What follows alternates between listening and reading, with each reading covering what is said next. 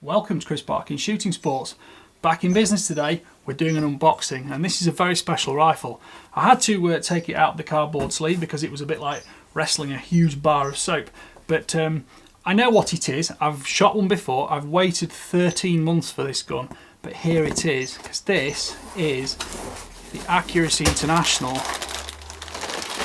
ATX. Right, I'll just put all these boxes to one side. We'll see what's in the box first. We look like we've got trigger adjustment screws here. The trigger is a two-stage match trigger, and it goes from 1.5 to 2.75 pounds if memory serves. This rifle is in flat dark earth, but you can also have it in elite sand, red, blue, and also black. So just pop that out of the way there. Look at this bolt first. This is the same action as the AT or the AX, and it uses the 6 lug bolt with a 60-degree lift, and you've got the safety catch on the back here, which is really handy to use, and it's super safe, and it locks the bolt up completely. But the interesting part you're all dying to see is the rifle. Now, when I shot one of these in April or May, I think it was, 21, I was using it on the Chobham Ranges down at Bisley, and I just thought it was awesome. And it's been designed really for sort of PRL type competition, and it's got all the adjustability you need for such a thing. So let's just, you know, it's a while since I've had my hands on one, let's see how it all goes together.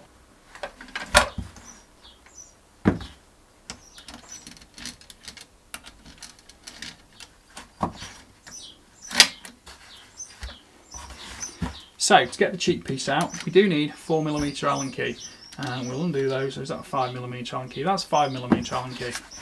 Take that out of there. Let's see if we can pop the bolt in now. And in it goes. So, let's put the cheek piece back, leave it about there. I think it would be better actually had it been higher up, which I suspect once you've got a scope on his way, he'll keep it. Because higher up, yes, it does come in and out easily like that. So, should we start at the front and start at the back? Let's start at the front. We've got a threaded muzzle, which will take a break, or moderator. It's quite a heavy barrel, and it's got big spanner flats on it, so I presume you can remove it and refit it to the action, because like an AT, the barrels are screwed in position with a lock screw on the side. This is a heavy barrel. It's a 4-groove cut rifled barrel, and they're made in the UK. It's a matte black finish, nice to see. Obviously fully floating, and the super stiff barrel and super stiff forend are not causing any kind of problems with intermittent harmonics. Out pops the magazine. Similar AI magazine, it's a 10-rounder, double column, and this one is chambered 6.5 Creedmoor, which I think is pretty much all the rifle is going to be chambered in. But we shall see. You can see here that the magazine system is actually slightly asymmetric, so it's cut out more at that side than it is at that side. If I drop it out with the ambidextrous lever on the front, you can clearly see that it is asymmetric. Got another quick release stud anchor there, just at the underside of the bolt. And just to show you the safety catch, forward is fire, middle is safe with bolt operation, and rearward bolt locked and safe. All the way forward again to fire.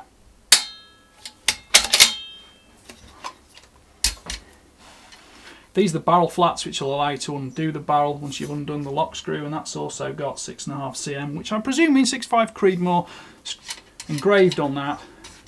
The thread is, I'm not 100% sure what the thread is. It looks like an 18x1, but I'll check that out. I might add a moderator to this if I've got something that fits and is suitable.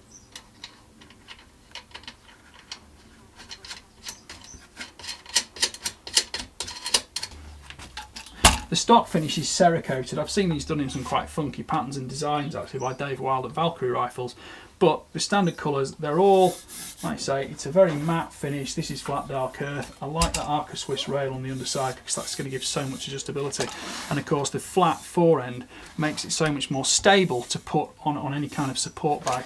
And all these slots on the side and all these anchor points mean you can add weights exactly where you want them.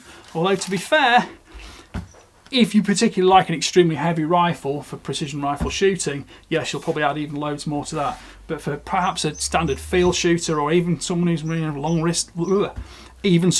distance varminting or steel plate shooting, I think the barrel is probably heavy enough on its own. It's only a 6.5 Creedmoor, it won't have a huge amount of recoil. From what I remember when I did shoot them, it's incredibly stable. Another fact is, because the recoil pad back here, and you've got quite a heavy amount of relief underneath the cheek piece, when you put your head on that cheek piece, it goes under your cheekbone, it's not displacing your jaw, which is a very important factor, and one of the reasons I did like this rifle. Now, although I have shot this gun, I am very much looking forward to shooting it in my own time, my own space, at my own speed, how I want to, rather than at a media event. And I'll tell you, for number one, the moment I shot this gun, it went on my floating 5. The floating 5 is the list of guns I really would like to own. And not to put too delicate a point on it, it is my birthday next week.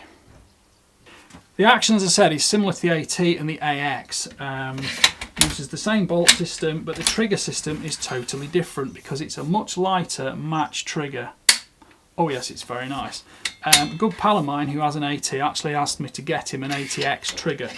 It's a competition unit, and it's blissfully nice. This is one of my favourite bolt systems. You've got the grooves on the bolt which will distribute snow, ice, things like that if you find yourself in such an environment, which as a competition shooter, perhaps not in the UK as badly as a military shooter. 20 MOA Picatinny rail, 1913 mil-spec standard. The grip is AR-15 type, it's rubberised, it's nice and tactile, it's very assured.